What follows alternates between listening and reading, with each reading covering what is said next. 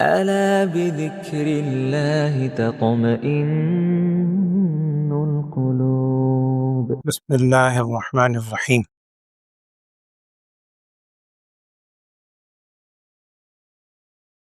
کل قرآن پاک کی دوسری منزل کا آغاز ہوا تھا، تیسری منزل کا بلکہ سورہ یونس سے، اور کل آپ نے سورہ یونس بھی سنی اور سورہ ہود کا کل آغاز ہوا تھا۔ آج اس سورہ ہود کا بقیہ حصہ اور اس کے بعد سورہ یوسف، جسے احسن القصص کہا قرآن نے خود، کہ سب سے بہترین قصہ ہم آپ کو بیان کرتے ہیں۔ اور آخری آیت میں اللہ نے فرمایا لَقَدْ كَانَ فِي قَصَصِهِمْ عِبْرَةٌ لِأُولِي الْأَلْبَابِ، ان قصوں کے اندر عقل مندوں کے لیے بہت بڑی عبرتیں ہیں۔ اس کو صرف ایک واقعے کے رنگ میں سن لینا، پڑھ لینا، ظاہری بات ہے وہ مقصود نہیں ہے۔ اس میں جو عبرت کے پہلو ہیں، قرآن عبرت کی کتاب ہے، سبق کی کتاب ہے، وہی ہمیں اس انداز سے سیکھنا ہے، تاریخ کی کتاب نہیں ہے۔ یہی وجہ ہے کہ قرآن میں جو واقعات بیان ہوئے ہیں، صرف یہ ایک واقعہ ہے حضرت یوسف علیہ السلام کا، جو واقعہ تقریباً پوری ترتیب کے ساتھ ایک ہی صورت میں موجود ہے۔ اس کے علاوہ جو انبیاء علیہم السلام کے واقعات ہیں قرآن میں، وہ کسی ایک جگہ ترتیب سے نہیں ہیں۔ وجہ یہی ہے کہ قرآن کوئی تاریخ کی کتاب نہیں ہے کہ آپ ایک کتاب اٹھائیں اور تاریخ میں شروع سے لے کر آخر تک ہو۔ قرآن نے تو جو عبرت آموز اس کے اندر پہلو ہیں، ان کو جگہ جگہ پورے قرآن میں سمویا ہوا ہے۔ اور چونکہ قرآن اترا ہے تقریباً 23 برس میں، تو حالات کے اعتبار سے جس نوعیت کے حالات ہوتے تھے، اس طرح کی آیات اور اس نوعیت کا واقعہ بنی اسرائیل کی قوموں کا اترتا تھا۔ تو اس چیز کو اگر ہم سامنے رکھیں تو واقعتاً عبرت کا پہلو آئے گا۔ قرآن نے خود آج کہا لَقَدْ كَانَ فِي قَصَصِهِمْ عِبْرَةٌ لِأُولِي الْأَلْبَابِ، عبرت تو ہے لیکن اولی الالباب کے لیے ہے، عقل مندوں کے لیے۔ اللہ تعالی ہمیں بھی اس میں عقل و شعور رکھنے کی اور قرآن کو اسی طور پر پڑھنے اور سمجھنے کی توفیق دے، اللہم آمین۔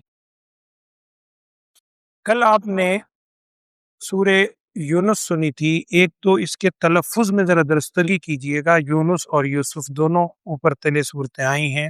ہمارے اس پنجاب میں ہم اس کا تلفظ بہت غلط کرتے ہیں۔ انگریزی بڑے مقدس نام ہیں، انبیاء علیہم السلام کے نام ہیں اور قرآنی الفاظ ہیں، ہم اس کو عام طور پر یونس اور یوسف پکارتے ہیں۔ آپ خود غور کیجئے، انگریزی میں بھی ہم اسپیلنگ جو لکھتے ہیں وہ NAS کے ساتھ لکھتے ہیں، یوسف اس کے اسپیلنگ ایسے لکھتے ہیں، بالکل غلط ہے۔ اس لیے کہ قرآن کا الفاظ ہیں، اس کو یونس، یوسف، یہ کوئی عام الفاظ نہیں ہے، قرآنی الفاظ ہیں، مقدس انبیاء علیہ السلام کے نام ہیں۔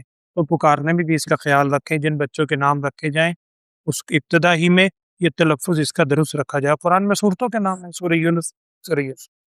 سورہ یونس کے اندر صرف ایک بات میں نے آپ سے عرض کرنی ہے، اور قرآن نے خود کہا کہ کسی نبی کے حوالے سے یہ لفظ نہیں ہے جو حضرت یونس علیہ السلام والے سے۔ فلولا كانت قرية آمنت فنفعها ایمانها الا قوم یونس، لولا كانت قرية آمنت، بے شمار قریہ بستیوں کے واقعات قرآن نے بیان کیے ہیں، جگہ جگہ آپ سنتے ہیں، پڑھتے ہیں لوگ۔ قرآن کہہ رہا ہے کہ سوائے حضرت یونس علیہ السلام کے، الا قوم یونس، کوئی بستی ایسی نہیں ہے کہ جب اللہ جل شانہ کی طرف سے اس بستی پر اگر عذاب متوجہ ہو جائے اور ان بستی والوں نے اس موقع پر سچی توبہ کی ہو۔ جب انسان سچی توبہ کر لیتا ہے تو توبہ قبول بھی کرتا ہے۔ آج ہی آپ نے وہ عصر کے وقت میں آپ سے عرض کر رہا تھا واقعہ سنا، قوم سمود کا، حضرت صالح علیہ السلام کا۔ حضرت صالح علیہ السلام نے متنبع قوم کو کر دیا تھا، علامات بھی بتلا دی تھیں کہ پہلے دن تمہاری یہ کیفیت ہوگی، تمہارے زرد رنگ کے چہرے ہو جائیں گے، دوسرے دن سرخی مائل ہوں گے، تیسرے دن سیاہ ہو جائیں گے، اور واقعتاً ایسا ہوا۔ لوگ ڈرے، لیکن ڈرنے کے باوجود توبہ کی طرف متوجہ نہیں ہوئے، اور کوشش یہ کی چلو ہم تو مر رہے ہیں، ان حضرت صالح علیہ السلام کو بھی، ایمان والوں کو بھی مارو، اس کی کوششوں میں لگے رہے، سوائے حضرت یونس علیہ السلام کے۔ قرآن کہہ رہا ہے، لو آپ خود پڑھیے، 11ویں پارے کے بالکل آخری رکوع میں آتا ہے، لولا كانت قرية آمنت فنفعها ایمانها کوئی بستی ایسی نہیں ہے کہ جس کے ایمان نے اخیر میں اس کو نفع لیا ہو الا قوم یونس. وہ حضرت یونس علیہ السلام کے واقعے میں تفصیل آئے گی اس کی کہ کیسے ان کی توبہ قبول ہوئی. پھر حضرت یونس علیہ السلام واپس آئے اور انہی افراد کے ساتھ ایک طویل عرصہ پھر گزارا, ایمان لے آئے. اللہ کی دین ہے, اللہ جس کو نصیب کرے. تو حضرت یونس علیہ السلام کا واقعہ ہے. اس کے بعد حضرت سورہ ہود آپ نے سنی. سورہ ہود کے اندر میں نے آپ سے ایک موقع پہ عرض کیا تھا کہ نبی اکرم صلی اللہ علیہ وسلم سے ایک صحابی نے ایک موقع پہ پوچھا تھا, یا رسول اللہ صلی اللہ علیہ وسلم, آپ کے ظاہری چہرے مہرے سے کچھ بڑھاپے کے آثار نظر آتے ہیں. اور محدثین نے اس کی وضاحت کی ہے کہ آپ صلی اللہ علیہ وسلم کے داڑھی مبارک میں چند بال, محدثین نے وہ بالوں کی تعداد میں لکھی ہے. کیا محبت کا انداز ہے, بالوں کی تعداد تک لکھی ہے کہ اتنے بال سفید تھے, چند بال. تو پوچھا کسی نے کہ آپ صلی اللہ علیہ وسلم آپ کے چہرے مہرے سے بڑھاپے کے اثرات ہیں, تو نبی صلی اللہ علیہ وسلم نے جو ارشاد فرمایا اس کا مفہوم یہ ہے کہ سورہ ہود اور اس جیسی صورتوں نے مجھے بوڑھا کر دیا. اور بعض مفسرین نے وہ آیت بھی لکھی ہے, باقی اللہ جانتا ہے. وہ آیت یہ ہے, آج آپ نے سنی ہے, فَاسْتَقِمْ كَمَا أُمِرْتَ, جیسے آپ کو حکم دیا گیا ہے اس پر پوری استقامت کے ساتھ قائم رہیے. رسول اکرم صلی اللہ علیہ وسلم کی ذات مقدسہ کے حوالے سے تو ہم سوچ بھی نہیں سکتے وہ استقامت پر قائم نہیں رہیں گے, لیکن نبی صلی اللہ علیہ وسلم بھی اتنا اس حوالے سے یعنی اثر تھا کہ بعض محدثین نے لکھا ہے کہ یہ وہ آیت ہے. قرآن نے تو وضاحت نہیں کی, نہ اس حدیث میں ہے. بعض نے تو لکھا کہ چونکہ اس میں انبیاء کے واقعات ہیں, حضرت ہود علیہ السلام کا ہے, حضرت صالح علیہ السلام کا ہے, حضرت شعیب علیہ السلام, سارے واقعات اس پر ہیں. وَإِلَىٰ ثَمُودَ أَخَاهُمْ صَالِحًا وَإِلَىٰ عَادٍ أَخَاهُمْ هُودًا وَإِلَىٰ مَدْيَنَ أَخَاهُمْ شُعَيْبًا, سارے واقعات سنے. تو ان لوگوں پر جو اللہ کا عذاب آیا تھا تو نبی صلی اللہ علیہ وسلم اپنی قوم کے لیے اس سے ڈرتے تھے کہ کہیں میری قوم بھی اس عذاب میں مبتلا نہ ہو جائے, نعوذ باللہ. اور آپ نے وہ حدیث کا مفہوم سنا ہے, نبی صلی اللہ علیہ وسلم نے ارشاد فرمایا تھا, اور وہ جو حق بھی ہیں ایک وجہ یہی ہے, نبی صلی اللہ علیہ وسلم نے ارشاد فرمایا تھا کہ میں نے اپنے اللہ سے دعا مانگی اور یہ دعا اللہ نے قبول فرمائی. میں نے دعا کی تھی کہ اے اللہ میری امت پر ایسا عذاب اجتماعی طور پر نازل نہ فرمانا جیسا دوسری قوموں پر آیا تھا, اور آپ نے فرمایا میرے اللہ نے میری اس دعا کو قبول فرمایا. تو یہ جو امت بچی ہوئی ہے, امت کیا ہم لوگ, ہم جو بچے ہوئے ہیں وہ نبی اکرم صلی اللہ علیہ وسلم کی اس دعا کے بدلے ہیں. یہ اللہ بار بار ہمیں موقع نصیب کرتا ہے, یہ رمضان کے مہینے کے پھر موقع نصیب کرتا ہے, پھر موقع نصیب کرتا ہے. حضرت علی رضی اللہ تعالیٰ عنہ کا قول میں آج ایک جگہ اور بھی عرض کر رہا تھا, حضرت علی رضی اللہ تعالیٰ عنہ کی طرف منسوب ہے اور اللہ عالم کتابوں میں لکھا ہے. وہ فرمایا کرتے تھے اگر اللہ تعالیٰ نے اس امت محمدیہ صلی اللہ علیہ وسلم کو بخشنا نہ ہوتا, یعنی بخشنا تو ہے ہی, اگر بخشنا نہ ہوتا تو اللہ تعالیٰ اس امت کو رمضان کا مہینہ عطا نہ فرماتا. یہ رمضان کا مہینہ عطا فرمانا گویا اس بات کی 100% دلیل ہے کہ اللہ تو معاف کرنا ہی چاہتا ہے, ہم ہی اگر توجہ نہ کریں تو اور بات ہے. تو یہ روز ہم واقعات سنتے ہیں, اس کا اصل بنیادی مقصد یہی ہے. تو سورہ ہود میں ایک چیز میں نے اور آپ سے عرض کرنی ہے, بلکہ غالباً سورہ یونس کے اندر یہ الفاظ ہیں, سورہ یونس میں ہے 12ویں پارے کے بلکہ سورہ ہود شروع ہو جاتی ہے. ایک آیت یہاں ہے وہ میں عرض کر دیتا ہوں آپ سے. قرآن میں 3 جگہ ہے یہ مضمون مختلف نوعیت. وہ آیت ہے 12ویں پارے کے آغاز میں, سورہ ہود کا آغاز ہو جاتا ہے, ام یقولون افترا قل فأتوا بعشر سور مثلہ مفتریات. وہ کہا کرتے تھے کفار مکہ کے جی نعوذ باللہ آپ خود گھڑ کے لے آئے ہیں, اللہ کی کتاب نہیں ہے. قرآن نے 3 جگہ یہ مضمون مختلف انداز میں بیان کیا. یہ دوسرا موقع ہے. پہلا موقع آگے سورہ بنی اسرائیل میں غالباً وہ آیت آئے گی, قل لئن اجتمعت الانس والجن على ان یأتوا بمثل هذا القرآن لا یأتون بمثلہ ولو کان بعضهم لبعض ظہیرا. اگر سارے جنات و انسان بھی جمع ہو جاؤ کہ اس جیسا قرآن لے آؤ, لئن اجتمعت الانس والجن على ان یأتوا بمثل هذا القرآن لا یأتون بمثلہ, تم نہیں لا سکتے, ممکن ہے. پھر قرآن نے گویا دوسرے نمبر پہ اگلے سٹیپ پہ کہا چلو 114 صورت, وہ تو میں سمجھانے کے لیے کہہ رہا ہوں, قرآن میں یہ الفاظ تو نہیں ہے. 114 صورتیں بڑی لمبی ہیں, 114 صورتیں نہیں لا سکتے, تو اب وہ سورہ ہود کی آیت قل فأتوا بعشر سور مثلہ مفتریات، تم 10 صورتیں ہی بنا لاؤ، 114 تو نہیں بنا سکتے۔ وَادْعُوا مَنِ اسْتَطَعْتُم مِّن دُونِ اللَّهِ، یہاں بھی وہی ہے، جس کی تمہیں استطاعت ہے سب کو جمع کر لو، اکیلے نہیں، سب کو جمع کر کے بنا لو، نہیں بنا سکے۔ پھر قرآن کے وہ الفاظ بھی ہیں جو پہلے پارے میں آپ نے پڑھے، ان کنتم فی ریب مما نزلنا علی عبدنا فأتوا بسورۃ من مثلہ، چلو ایک صورت ہی بنا کر لے آؤ۔ اور اہل علم نے لکھا ہے، علماء نے، سمجھانے کے لیے کہ اس وقت اسلام کو جھٹلانا بڑا آسان تھا، دیکھا جائے، نعوذ باللہ، سمجھانے کے لیے کہہ رہا ہوں، بڑا آسان تھا، کیونکہ قرآن نے چیلنج کیا تھا اس جیسی صورت بنا کر لے آؤ، بنا کر لے آتے، اگر بنا کر لے آتے تو قرآن کا جھوٹ نعوذ باللہ ثابت ہو جاتا جیسے وہ سمجھتے تھے، لیکن یہ تو اللہ کا کلام ہے، بنا کر لاتے کیسے؟ عاجزان ہے، نہیں لا سکے۔ اور قرآن کے وہاں الفاظ ہے ان لم تفعلوا ولن تفعلوا فاتقوا النار۔ یہاں ایک چیز سمجھ لیجئے، نبی اکرم صلی اللہ علیہ وسلم کو جو معجزات اللہ تعالیٰ کی طرف سے دیے گئے، دیگر انبیاء کو جو معجزات دیے گئے، زیادہ تر کو معجزات عملی تھے، جن کا تعلق عمل سے تھا۔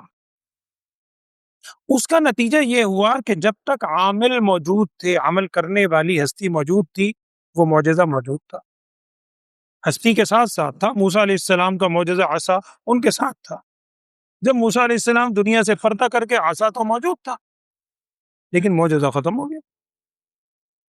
تو دیگر انبیاء کو معجزات زیادہ تر دیے گئے عملی، نبی اکرم صلی اللہ علیہ وسلم کو عملی معجزے بھی ملے، اس کے ساتھ ساتھ علمی معجزے بھی ملے۔ عملی معجزہ کا مطلب یہ ہوتا ہے کہ جب عامل رخصت، معجزہ بھی رخصت، ختم، عمل سے جڑا ہوا ہے۔ علمی معجزہ دنیا سے رخصت ہونے کے بعد ختم نہیں ہوتا، علم کا ختم ہوگا، اس کے ہزاروں شاگرد، اس کے ماننے والے، اس کو یعنی عمل کرنے والے بعد میں بھی رہیں گے۔ تو وہ جو علمی معجزہ ہے نبی صلی اللہ علیہ وسلم کا سب سے بڑا معجزہ، چونکہ آپ صلی اللہ علیہ وسلم خاتم النبیین ہیں صلی اللہ علیہ وسلم، آپ کا معجزہ بھی قیامت تک قائم رہے گا، یہ وہی معجزہ ہے قرآن جو ہر وقت ہمارے ہاتھوں کے سامنے، یہ علمی معجزہ ہے آپ صلی اللہ علیہ وسلم کا۔ یہی معجزہ ہے کہ انہوں نے دعویٰ کیا کہ لے آؤ، قرآن نے 3 جگہ نہیں لا سکے، تو یہ قرآن کا دعویٰ آج بھی ثابت ہے۔ اور شاید میں نے آپ سے عرض کیا تھا کہ جب قرآن کی یہ آیت اتری انا اعطیناک الکوثر فصلی لربک وانحر ان شانک هو الابتر، بعض کتابوں میں لکھا ہے کہ کسی صحابی نے یہ آیت بیت اللہ پہ لکھ کے لٹکا دی، انا اعطیناک الکوثر فصلی لربک وانحر ان شانک هو الابتر۔ اب ذرا اس دور کو سامنے رکھیں، عربوں کا جو دور ہے، فصاحت و بلاغت، عرب عجم اسی سے نکلا ہے، عجم گونگا، جسے عربی نہیں آتی وہ گونگا، اتنا ناز تھا اپنی زباندانی پہ، اور صحیح تھا، اس دور کی بڑی زبردست شاعری۔ اب وہ شعر جب لکھ کے، شعر تو میں کہہ رہا ہوں کیونکہ نہ قرآن شاعری ہے، نہ نظم ہے، نہ نثر ہے، یہ تو معجزاتی چیز ہے، اللہ کا کلام، تو لکھا انا اعطینا کل کوثر، بیت اللہ پہ لٹکا دیا۔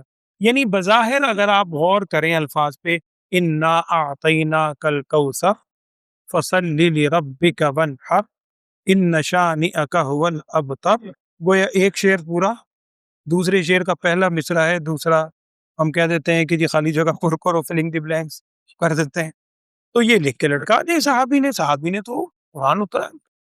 اب ہر آنے والا، کفار بھی آتے تھے، دیکھتے تھے، حیرت، ہو کیا کلام ہے، انا اعطیناک، دیکھ رہے ہیں۔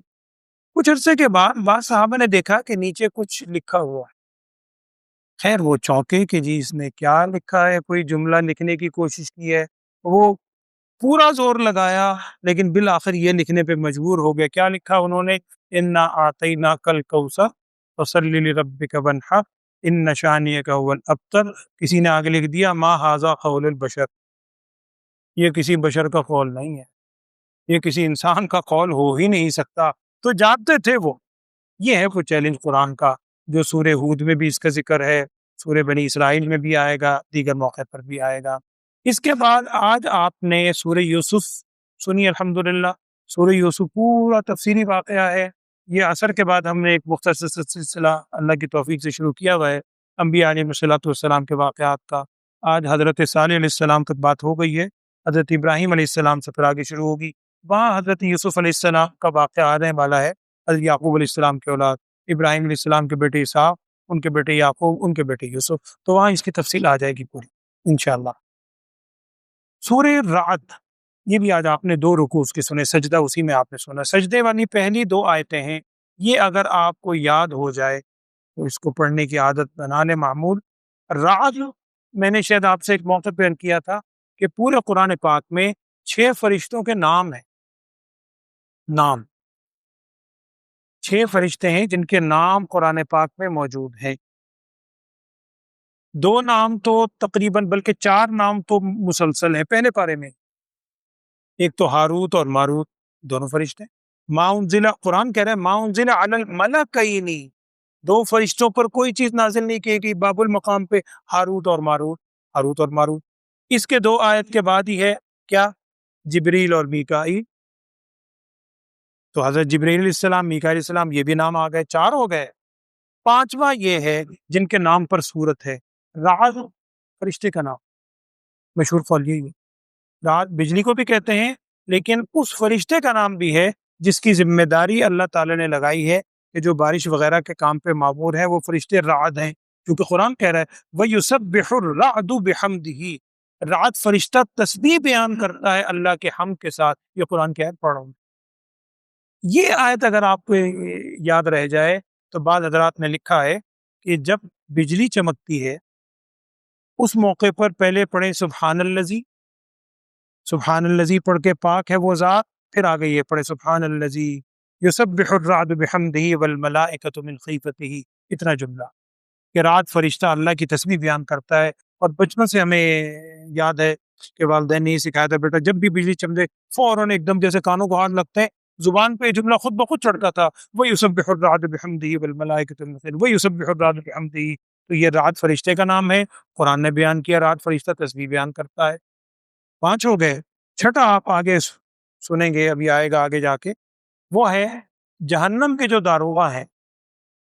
ایک تو جنت کے داروغہ ہیں، ایک جہنم کے داروغہ ہیں۔ جہنم کے داروغہ کا نام ہے مالک، وَنَادَوْا يَا مَالِكُ لِيَقْضِ عَلَيْنَا رَبُّكَ قَالَ إِنَّكُمْ مَاكِثُونَ۔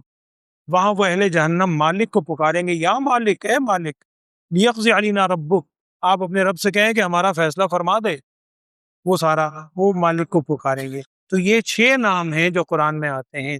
بعض اوقات ذہن میں سوال آتا ہے کہ سر وہ کرامن کاتبین بھی تو ہے، کرامن کاتبین یعلمون ما تفعلون، 30ویں پارے میں۔ یاد رکھیں کرامن کاتبین یہ نام نہیں ہے، یہ ان کی صفت ہے، یہ ان کی صفت ہے۔ اللہ تعالیٰ فرما رہے ہیں کہ کرامن کاتبین وہ بڑے عزت والے ہیں اور لکھنے والے ہیں، یعلمون ما تفعلون، جو کچھ تم کرتے ہو اسے جانتے ہیں۔ ان کے نام نہیں ہے، یہ ان کی کوالٹی بیان کی ہے، ان کی صفت بیان کی ہے، لیکن عام طور پر ہم کو کرامن کاتبین کہہ دیتے ہیں۔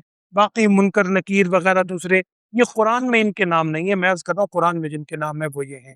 تو یسبح الرعد بحمدہ اگر یاد رہ جائے یہ آیت بھی پڑھ لیں، اور اس کے بعد یعنی بارش کے موقع پہ پڑھنے کا معمول بنائے۔ سجدے والی آج دوسری آیت آپ نے پڑھ لی ہے، 14 مقام ہے قرآن میں سجدے کے حوالے سے، اس دن میں نے آپ سے عرض کر دیا تھا یہ سجدہ واجب ہے، اور اس کی شرائط ساری وہی ہیں جو نماز کی ہیں، صرف وقت کی شرط اس میں نہیں ہے۔ انفرادی طور پر بھی اگر آپ کسی سے قرآن پڑھتے ہوئے سنیں یا خود پڑھیں تو سننے کی صورت میں بھی سجدہ واجب ہو جاتا ہے، اور پڑھنے کی صورت میں بھی سجدہ واجب ہو جاتا ہے۔ تفصیل میں نے اس دن عرض کر دی تھی۔ اللہ تعالیٰ ہمیں عمل کی توفیق دے، اللہم آمین۔ الحمدللہ رب العالمین، اللہم صلی علی سیدنا و مولانا محمد وعلی آل سیدنا و مولانا محمد وبارک وسلم ثم صلی علیہ۔ یا اللہ یہ جو ایام اور راتیں ہم سے رخصت ہوئے جا رہے ہیں، ہمیں ان کی قدردانی کی توفیق عطا فرما۔ ان راتوں میں اور ان مقدس ایام میں ہمیں خلوص کے ساتھ عبادت کرنے کی توفیق عطا فرما، اور خصوصاً اپنی بارگاہ میں سچی توبہ کرنے کی توفیق عطا فرما۔ ایک دوسرے کے حقوق و فرائض کی ادائیگی کی ہم سب کو توفیق عطا فرما۔ وصلی اللہ تعالی علی خیر خلقہ سیدنا و مولانا محمد وعلی آلہ واصحابہ اجمعین، آمین برحمتک یا ارحم الراحمین۔